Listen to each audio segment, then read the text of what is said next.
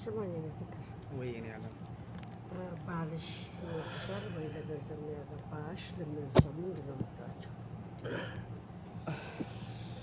እኔ የምላቸው ምናልባት በጣም የሚያሳዝነው ባልሽ ይወድሻል ብቻ ሳይሆን ይሞትልኛል በያቸው። እሺ እኔ በጣም ማፈቅርሽ አይላፊችሁ ደግሞ ከልቤ ነው። እሺ እንታፈጭ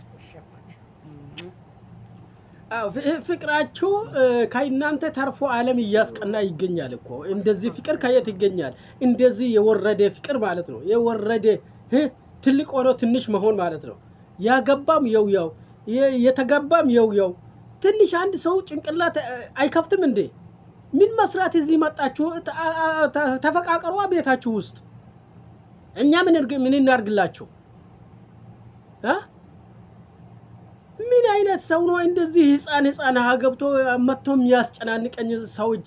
አሁን እነዚህ ሰዎች ምን እናረጋላችሁ? ምን እናርጋችሁ? እስኪ ገና ህፃን ናቸው እኮ ገና የ13 አመት የ14 አመት እንደዚህ ናቸው እኮ ሁለቱም። ወይ እንደውም ሴትዮዋ ደግሞ ከእናቱ አልፎ እንደ ልጅ ፍቅር እየሰጠች ትገኛለች።